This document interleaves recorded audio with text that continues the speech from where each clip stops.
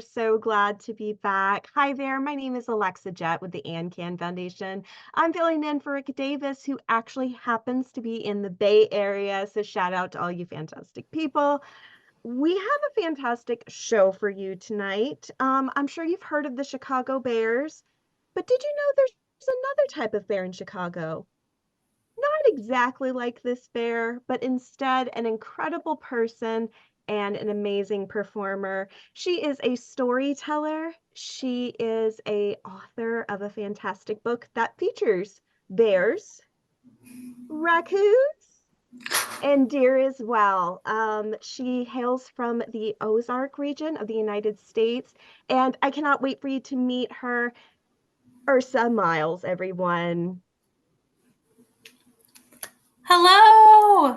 Hi, Ursa. It's so fantastic that you are with us for the very first and condition of Solar Teal for 2024.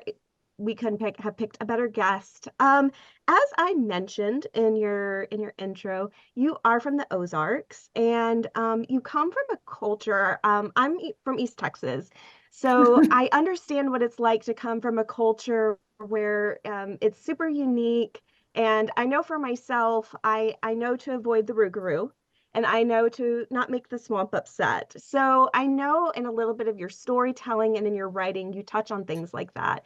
So I would love for you to share with our audience a little bit of what it was like to grow up in the Ozarks. Yeah, so I was immensely privileged to attend Amanda Gist Elementary School when I was little. And Amanda Gist Elementary School is very special. It's an elementary school in Cotter, Arkansas, trout capital of the USA. Um, it's one of the very few elementary schools that had a resident storyteller for most of the years I was in attendance. The principal's aunt was Marianne Messick, the author and storyteller who lived nearby. And so I got to spend most of my childhood years literally sitting at the feet of a well practiced storyteller who would just immerse us in all of the history of the place where we grew up. That's fantastic. So you come from a strong background of storytelling and you great pedigree. And I know one of the great things about stories is it connects cultures, it connects generations, and kind of the Ozarks in East Texas, Cajun country has a very similar thread with that of, the kind of the educational aspect of telling these stories that sort of kind of like your book, which we're going to touch on later. But so you've had storytelling in your background for a long time. And one of the things you're going to be talking about tonight, which is sort of what we do on our show, is you've had several health challenges. You've had issues with your heart, and you also were really young. So I would like you to touch on that a little bit. And one of the things I want to know is, did storytelling help you with that? Yeah. So I started having heart problems very early in life. The story I'm going to tell later picks up around age 12, but really symptoms started around the second grade. Um, and I think storytelling and growing up in a very storied environment was helpful in that it gave me structures and frameworks to make sense of things that were going on. Like, yes, I had 12 panic attacks this month because of all the heart issues I was having, and those were compounding. But if I broke it down into like these small things were my triggers that led to this, they became more bite-sized issues that I could tackle one at a time. I see. So since you were so young and you probably lived rurally since most of the Ozarks is rural, were you the youngest person in the waiting room when you saw the cardiologist? Did you have a lot of people tell you that you were too young? Do you feel like, kind of just tell me how it felt to be so young? Because when we think of heart problems, unfortunately, there's kind of this stigma and belief that it's only for people 65 and up, and that's just not true at all. Yeah, so it's really unique about Arkansas, at least in the time when I was growing up there, is that actually as a child, I could not see a cardiologist unless I went to Little Rock by law. Wow. In order to see a cardiologist, you had to see a pediatric Hmm. cardiologist.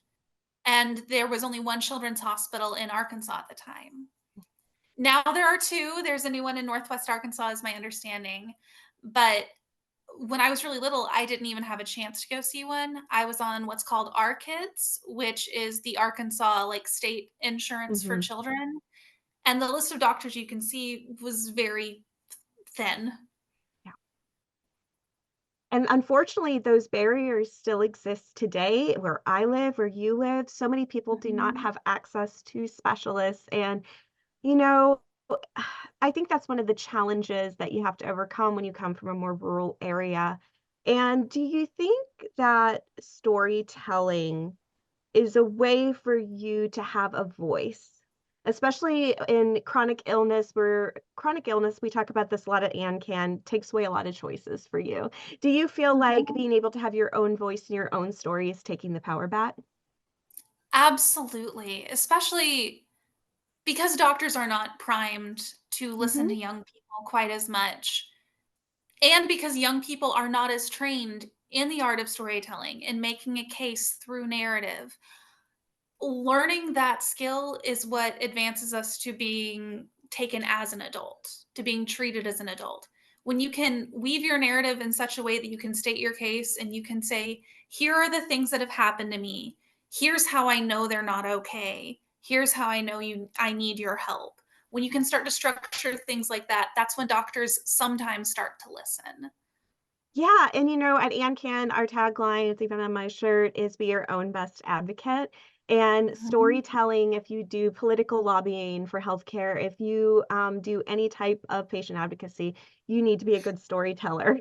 You need to have your elevator pitch, and you need to be a good storyteller. So I know we have teased people, and we're so excited. Can you set up the Water's Daughter for us? Can you tell us a little bit about it? And then we would love to hear it.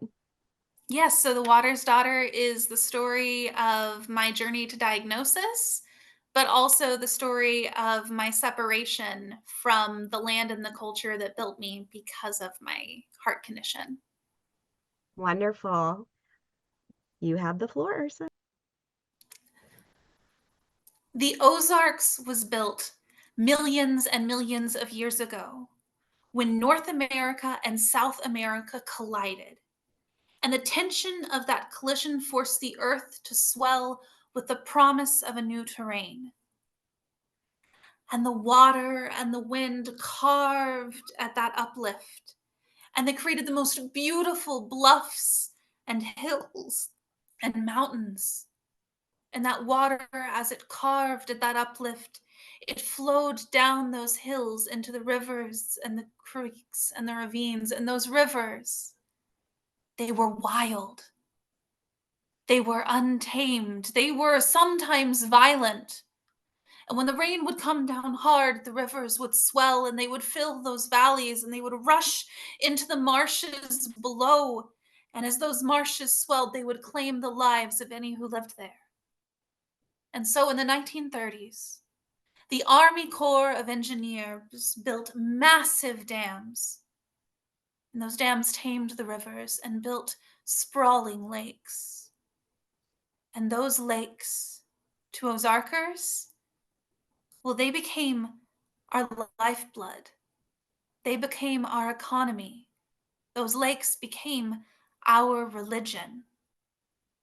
When I was just 3 months old, my family threw me into the lake to see if I would float. Luckily, I did.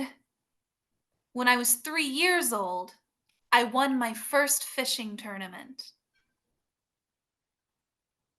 And when I was 4 years old, my birth father lit a lighter and pressed it to my skin to see how loud I would scream for the first time. On that day, I vowed that the only father I would ever have would be the water. And every summer, I went for my visitation, and I would spend every moment possible with my real father under the water. And I learned his ways, and I learned his language. Did you know? Water has language. It is the most beautiful language. It is the language of movement. You see, when you are underwater and you close your eyes and you let yourself be taken by the water, you can feel absolutely everything. Every time a boat passes through the lake, every fish that flips its fin sends a ripple of movement and sound that pulses through your body. And if you learn, you can speak with it and move with it. And under that water, I learned the most beautiful, beautiful stories until the summer of the flood. You see, one summer, the floods had caused the lakes to rise far higher than they had in a long time. And that gave me the opportunity for one of my favorite pastimes. You see, what I would do when it would flood is I would swim out to where I knew there was a wooden fence. And I would swim down and I would grab onto the fence post. I'd pull myself underneath and I would pin myself underneath the wood. And there, when I was secured, as long as I held my breath or if I took a tube down with me, I could just look up at the sunlight and watch as the fish swam over top of me. So on this summer, I was under my fence. I was watching this bass and this carp do what bass and carp do, which is just unpredictable madness. And I was laughing and giggling and loving my time in the water when it felt like a car had hit me in the chest. I started to panic. I pushed myself off of the fence and I floated up to the surface and I started gasping for air. And at first, my mother laughed because she thought I was kidding. Children do things like that. They fake drowning. Then she realized I wasn't. As I slowly started to crawl my way up to the bank, hand over hand, knee over knee, and I collapsed there on the bank. Now, I am very fortunate that my mother is a nurse, and she usually knows what to do in extreme circumstances, and she usually has the necessary equipment. So she went back to the car and she came back with a stethoscope and a timer, and she pressed the stethoscope to my heart. And according to her calculations, my heart was beating 222 beats per minute. But when she pressed her fingers to my wrist to check my pulse, for some reason, she could only feel 85 beats. Now, that's not how the human body works. Pulse and heart rate should line up. That is normal operation. And I should have gone to a hospital. But at the time, we were 3 hours away from the nearest hospital. And so my family carried me back to the camper and packed ice around me, and we waited. It took 4 hours for my heart to reach a normal rhythm. And that day, as we pulled away from the campground, I waved goodbye to my father for a very, very, very long time. And thus began my journey back home. Now, here's the thing about being a young heart patient. Your age walks into the room before you do, and doctors do not often take you seriously. I went through a string of doctors. Doctor number one, who I kindly refer to as the quack, informed me that there was no way I could have a heart condition. Instead, the solution to all of my problems was to eat better, specifically to go on the Atkins diet. Buying a book that he most definitely did not have stock in. I tried that for a good year, and then I decided that cheesecake was more important. But I got sick again. And it got harder and harder to go to school and to do the things I loved. And so I went to doctor number two, finally a real cardiologist. But in Arkansas, if you want to see a real cardiologist and you're under the age of 18, or at least this was the case, you had to go all the way to Little Rock, 4 hours away from where I lived. It took months to be able to get in. And when we finally got there, the doctor I got set me down and very patronizingly told me that a lot of my heart problems were caused by my mitral valve. And then he proceeded to tell me that a mitral valve is a valve that is like a flappy thingy, and continued to move his hands like this the entire consultation. He said the solution to all of my problems, and to most young people's problems, was to urinate more. And so, disheartened, we drove away, and I waited until I was 18 to seek the help of another doctor. And so came doctor number 3. We will call him Dr. B. Dr. B also believed that young people did not have heart conditions. He told me that elevated heart rates were normal for people of my age, especially for those who are active. And one day, when I was listening to his diatribe for the 5th time, for the first time in my life, I did what can only be described as I snapped. I straight up snapped and I yelled at him, "Watching Gilmore Girls is not exercise." And he finally listened. I'm just kidding, no. But in order to placate me, he did offer to do an EP study, an electrophysiology study. Now, if you've never been through an EP study, you may not know what those are, and that's fine and for the best. An EP study is a type of procedure where doctors put incisions either in your groin or your wrist, and they send a whole bunch of electrical equipment up into your heart, through your arteries, through your veins, and they start poking around. And you're awake the whole time, you're watching it on this big screen above you, and they pump you full of adrenaline to the point where you're shaking, and they try to find the damaged nerves. And then they sedate you a little, but only minimally. You're still awake the entire time, watching on this screen. And they try again to find these nerves. And it goes on for hours and hours. And in an ideal situation, they find the nerves and they electrocute them and they kill them, and you are cured. But Dr. B was not taking me seriously. And I know he wasn't taking me seriously because while he was supposed to be performing the EP study, he was dancing around the room singing into a scalpel Shania Twain's I Feel Like a Woman. And he was not on key. So he patched me up, handed me a bottle of beta blockers, and sent me off to college. Now, beta blockers are a beautiful, beautiful thing for people who have high blood pressure.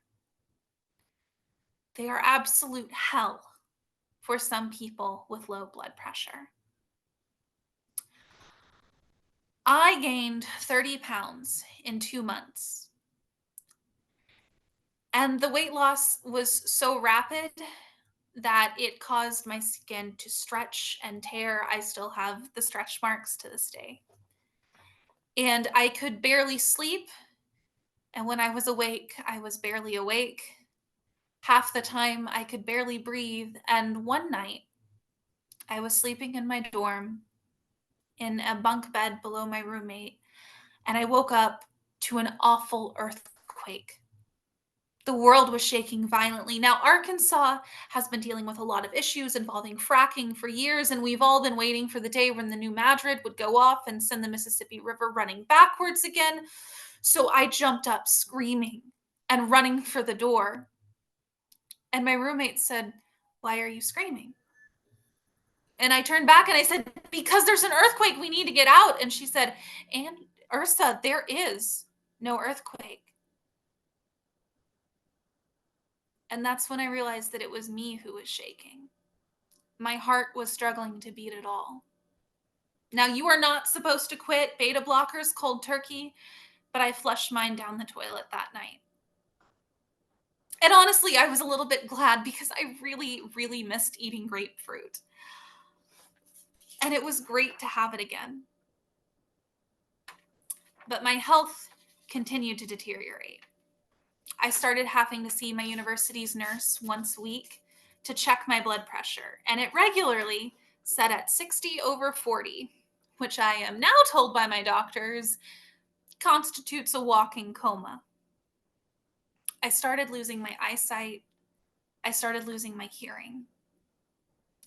And when you watch television, you think that losing your hearing means just that you stop hearing or that you hear less. But actually, for a while, losing your hearing means hearing more. You develop this thing called auditory hypervigilance, where you hear every sound at the same intensity all the time. If the neighbor 2 houses over was doing laundry, I could hear it. If someone was charging their cell phone, I could hear it. In my classes, I would start to claw at my ears trying to take a test because the sounds were so frustrating. And my grades went from almost straight A's to D's and F's. And one day, one of my professors pulled me aside and she said, Ursa, listen, I think you need to seek help. Have you ever been tested for autism? And I said, well, no, because I've only felt like this for a little while. And you can't develop autism. And it's true, you cannot. But it's also true that if you start showing signs of neurological differences late in life that you didn't already have, you need to seek help. But I didn't know where to go. So I went to the only place I could go, the University Disability Services. And I walked in and I said, I am losing my hearing and I am losing my eyesight and I am losing my mind. I don't know what to do. And they said, we don't either. But since you're losing your hearing, go to the audiology clinic and see what they can do.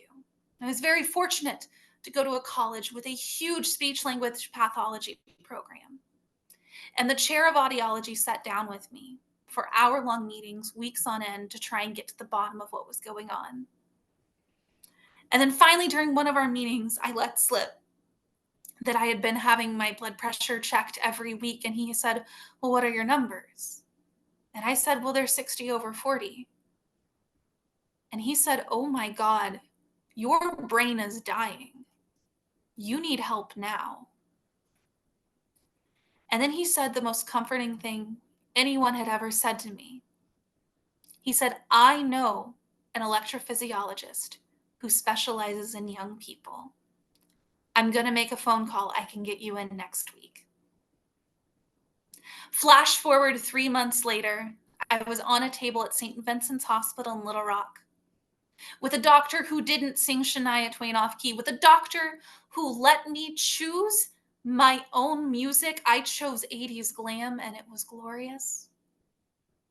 And I sat on the table for 8 hours as I was pumped full of adrenaline and electrocuted over and over again in a quintuple ablation.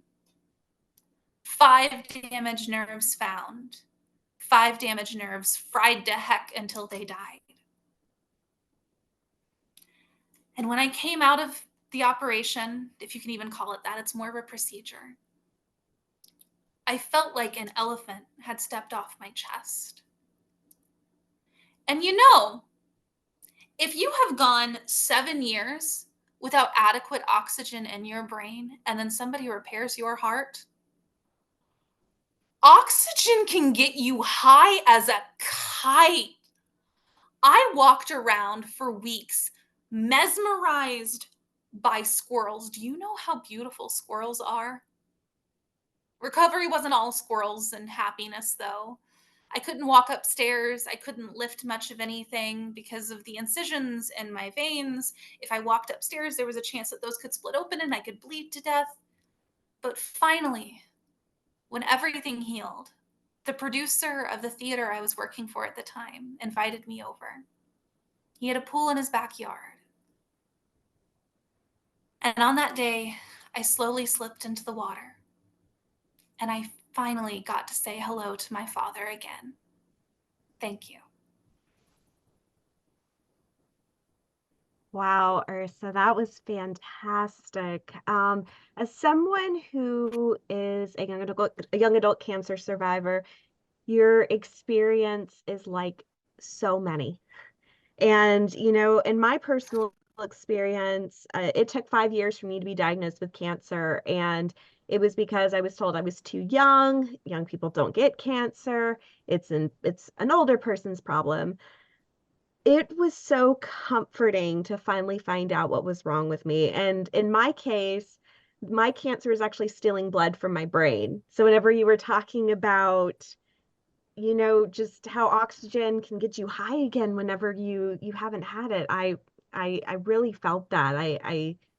Man, it's so sad to me that it seems like when you're a young person, you really have to fight so hard to get a diagnosis. And something that I feel a lot of people may not understand is it's really good to have a diagnosis. It can be a huge source of comfort and knowledge, and especially if you find out that you can do something about it. Was that your experience? Oh, absolutely. Because I think when you don't know the answer, your mind comes up with the worst possible answers. Hmm. And I don't think people talk enough about how terrifying it is for children to go to sleep at night not knowing if they will wake up. And I think most young children who deal with major chronic issues, until they get the diagnosis and they get the confirmation that you are not dying, they're thinking worst case scenario. They're going to Hmm. sleep wondering if they'll ever see anyone again. And that doesn't make you want to sleep. Right. And that's why it's so important that we give education in age appropriate ways. And oh my gosh, I would have walked out hearing that Shania Twain song just off key. Ugh, poor Shania. She didn't deserve that. Um, that was just such a great story, and it just encompasses what so many young adults go through. The diagnosis may be different, the details might be different, but thank you for shining a light on that. I just, it was fantastic. You have another story that you're going to tell us, and I'm really excited. I was so enthralled that I kind of almost just want to throw it to the other story so I can keep listening, but I'd like you to set it up for us. Yes. So this story actually takes place in the middle of the story you just heard. And it's a bit of a darker look. It looks at some of the darker lessons we can learn through our sicknesses about the rest of the world. My gosh, I'm on the edge of my seat. Um,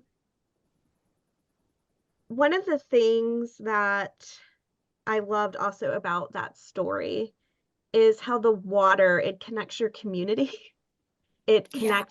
It connects throughout several times in your story of you 3 months old, then to you right after your diagnosis. I just wanted to point that out. That's so Mhm. beautiful. I love that.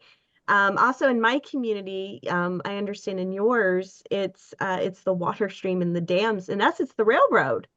So it's like, oh Mhm. wow, it's a lived experience when you live in a small community and these things are just lifelines. So Yeah. I would love for you to go ahead and tell us your second story and we'll chat Mhm. about it right after. All right. I went to a small liberal arts Christian college. If you don't know what they are, they're just a special kind of college that is private, has special rules, is exempt from certain laws. Mine, we are going to call, for the sake of this story, Warren G.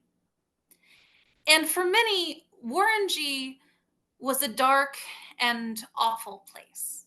You see, at Warren G, it is against the rules to be trans.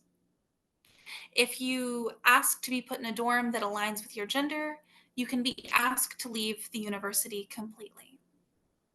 At Warren G, it is against the rules to be gay. And if you have a partner of the same sex, you can be asked to leave or possibly to seek reparative therapy that no longer exists. At Warren G, you will be socially rejected if you are poor. You will sit through service on service telling you that you need to go on mission trips around the world that cost thousands of dollars, and that if you don't, you are failing as a Christian. But also at Warren G, a lot of people felt loved and connected. And when I first went there, God, I was one of those people. Because one of the things that makes me feel connected to other people is singing.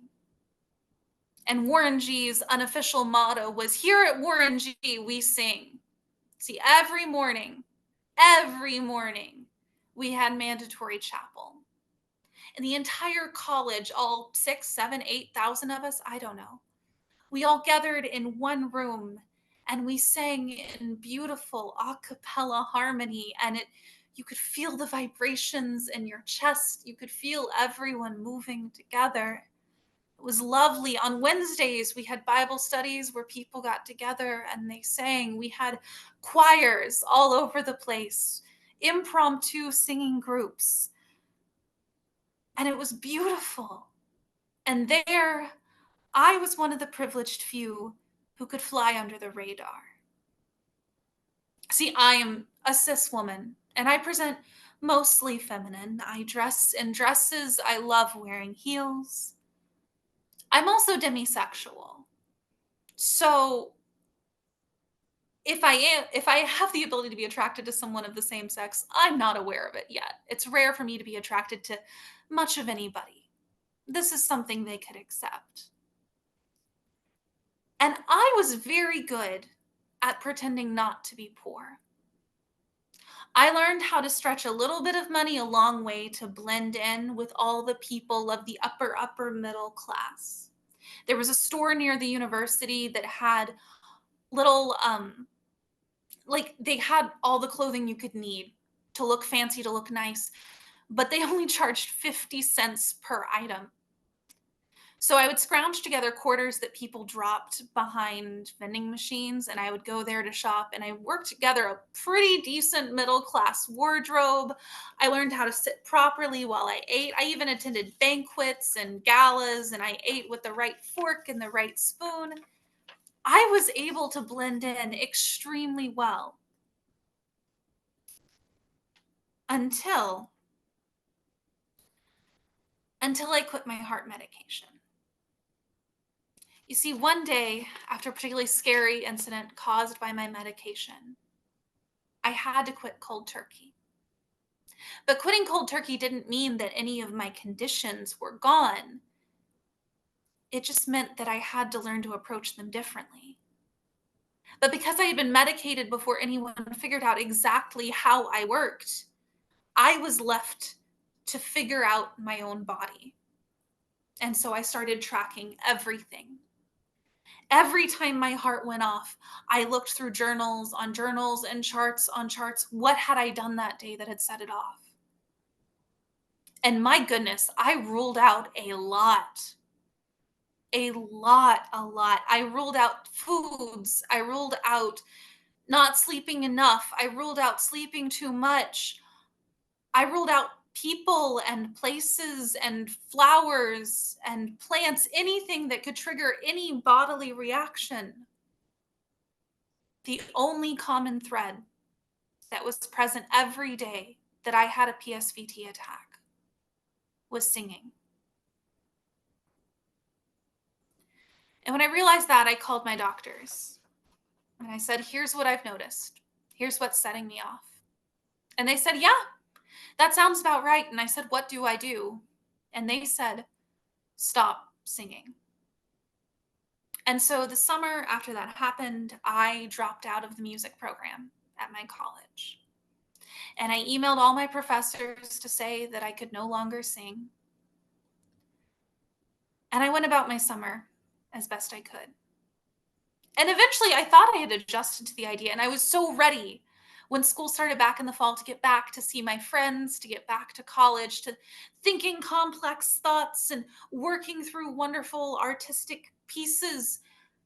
And on that very first day, I went to mandatory chapel. And there were people there singing our alma mater.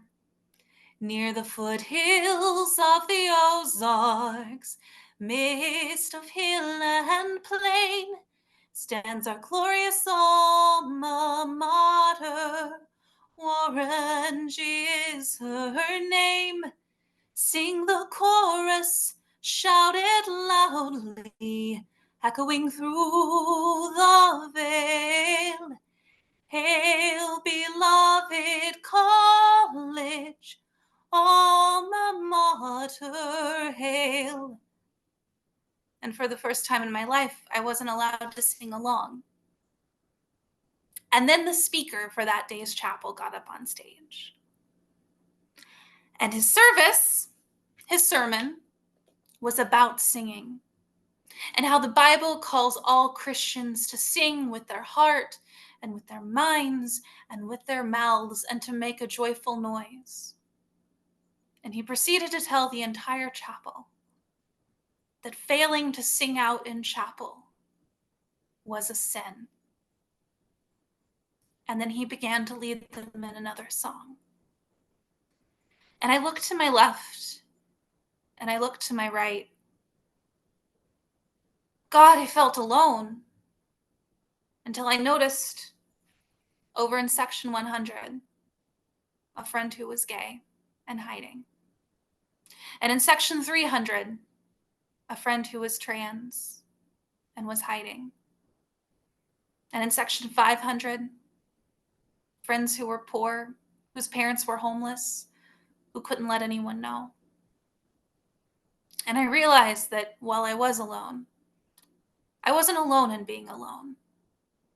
And maybe I was sinning that day by not singing. But honestly, I think sinning is what saved my soul. Thank you. Thank you, Ursa. I've actually heard it said that singing or giving praise is giving oxygen back to God. And Mm-hmm. it sounds like that was taken very seriously, a little too seriously Yeah. and a little too literally. I Mhm. I think a lot of theologians would say that it is not on the Ten Commandments or anything like that. So Correct. interesting. Correct. Yes, legalism can take you to a very unfun place. One of the things I would like for you to just explain to our audience and give us a little bit of education about is what is demisexual? Yeah. So demisexual falls on the asexual spectrum. Demi people are not really able to just look at a person and be like, I find them attractive. I have never been able to be attracted to someone unless I've known them 6 months, a year. It doesn't even occur to me that they could be attractive.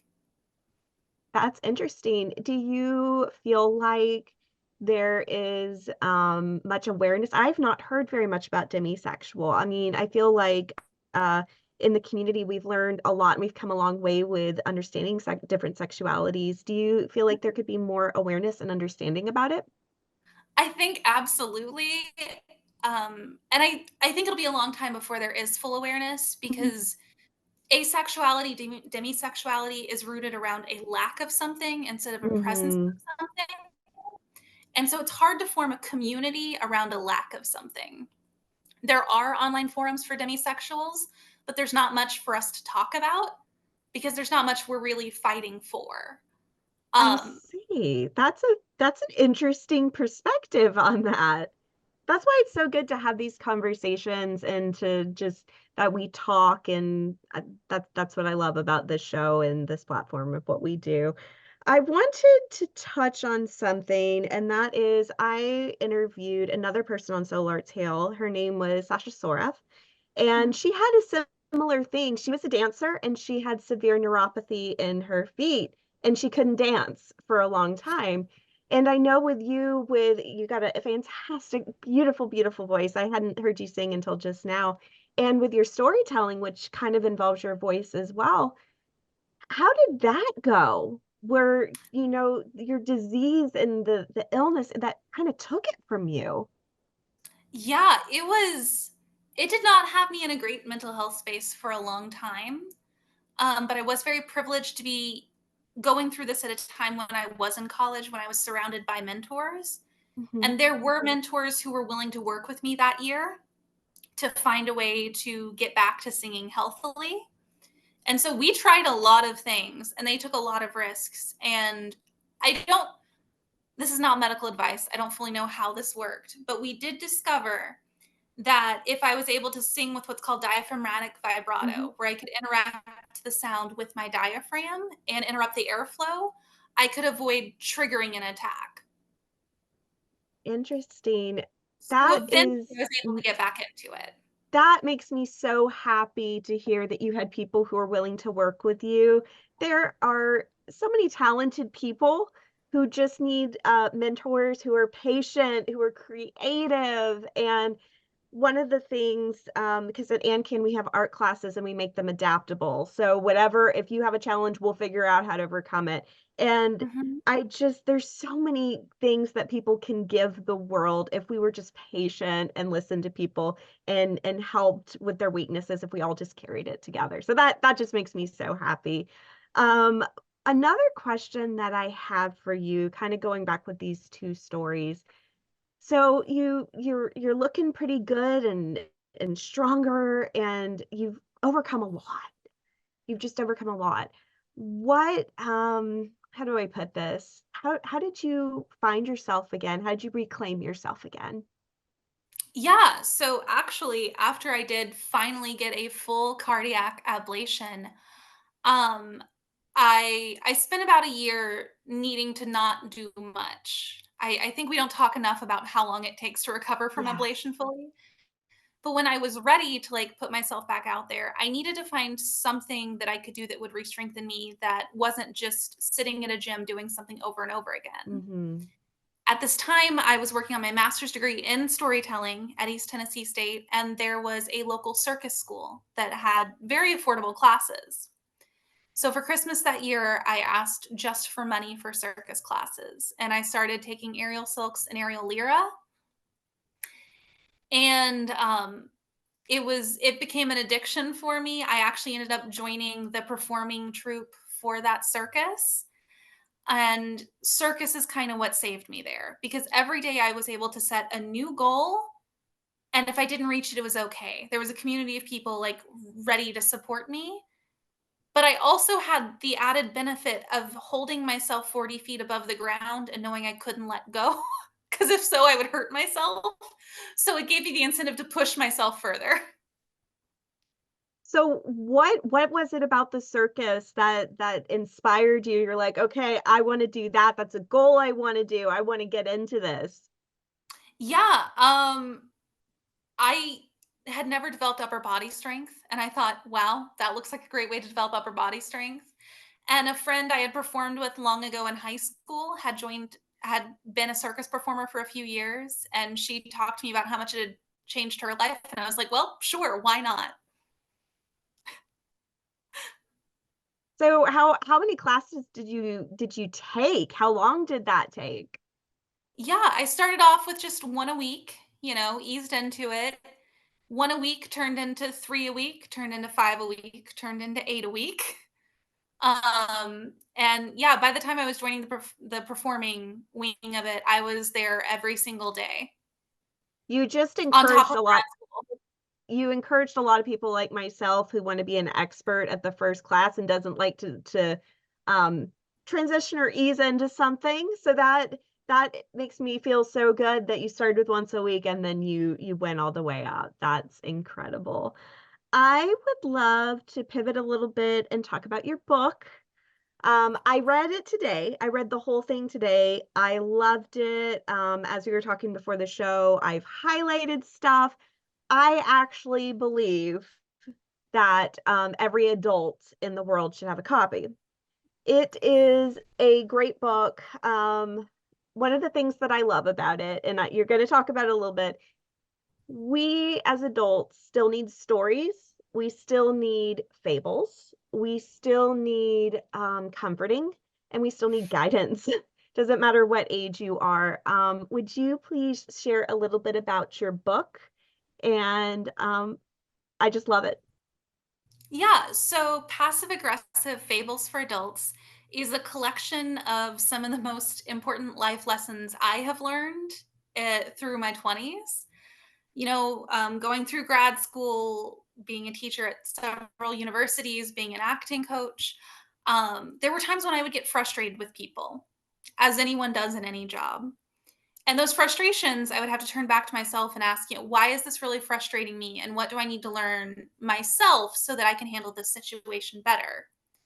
And once I distilled that lesson out of life, I was like, okay, how can I make better sense of this? And because I am a storyteller, because I enjoy stories, I turned every one of those lessons into a fable. Now, a fable is a story about animals doing animal things in which those animals learn lessons, and so too do we. So I set these fables in the Ozarks using animals and cryptids from the Ozarks, and I let them tell the stories for me in the most passive aggressive ways possible. Yes, and part of the reason why I selected the stuffed animals that I had is I loved the raccoon story. So everyone go read the raccoon story. And the deer story was just incredible. All of them are. You did just a great way to to do that. Like it was so great. And you also educated me about some of the cryptids and some of the spiritual aspects of the Ozarks. And it's a great read. And I think you wrote in the description that it's for any adult, and it truly is. Like if you're an adult and you've gone through a struggle, this book is for you.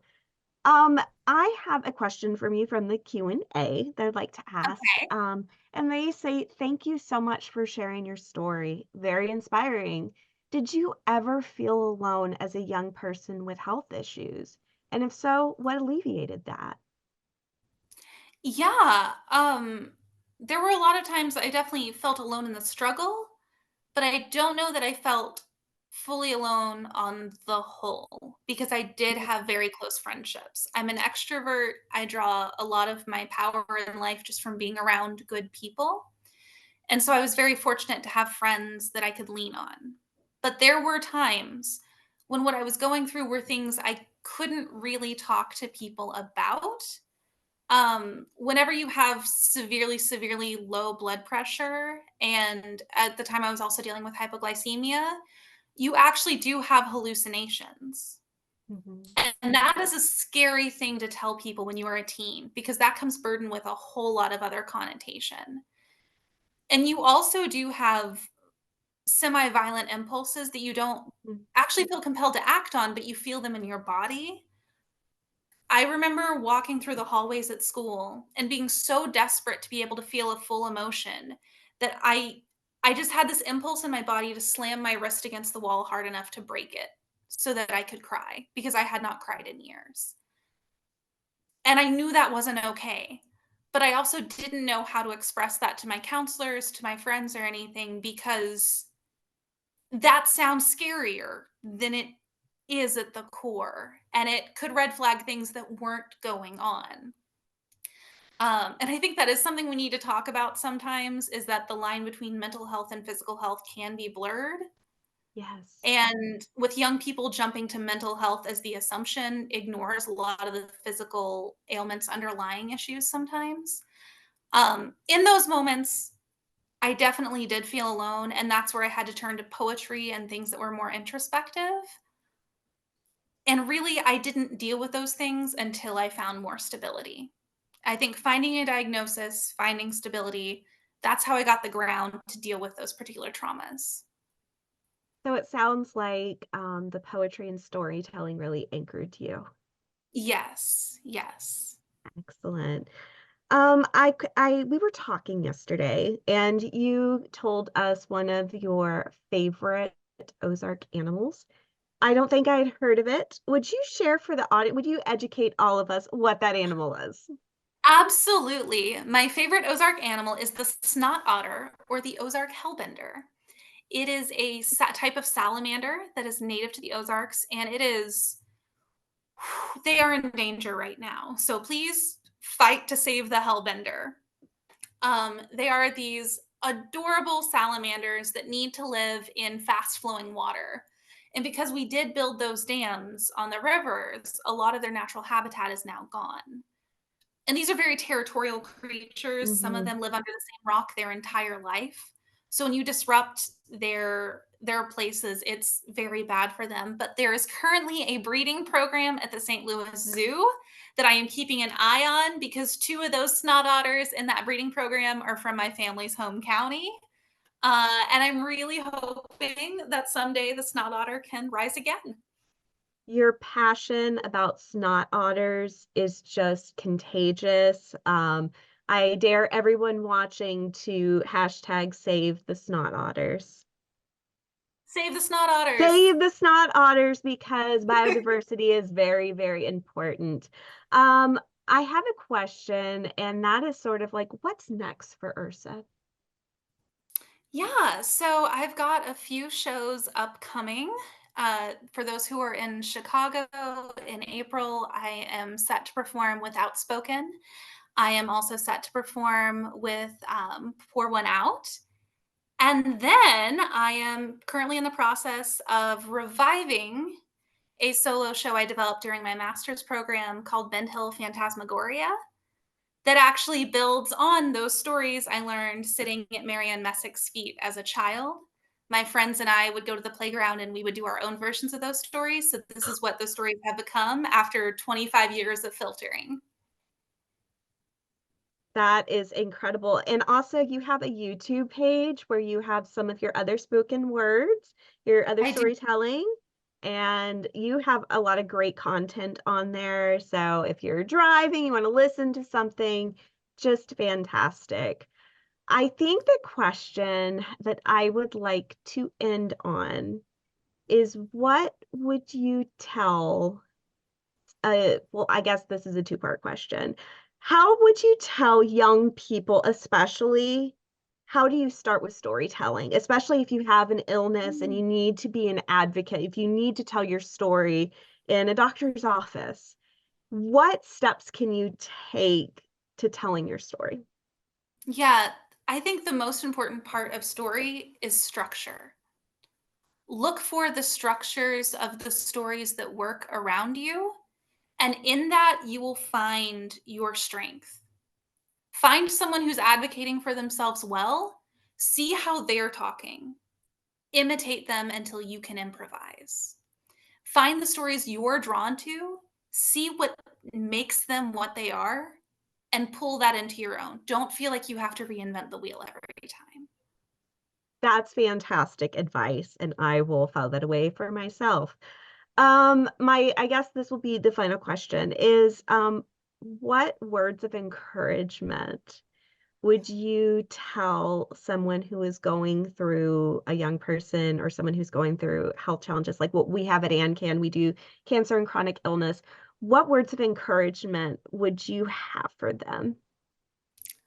I would say it's okay to find your flow. When you find the thing that lets your mind be quiet and stop freaking out for a moment, it's okay to love that thing and partake in that thing without turning it into your career or your identity.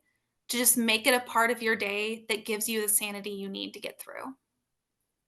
I feel like as a society, are so obsessed with money and jobs and hustling that we don't take Mhm. time for these hobbies and nurturing ourselves. And that one of the things I heard someone said is you don't have to have a hobby that makes money.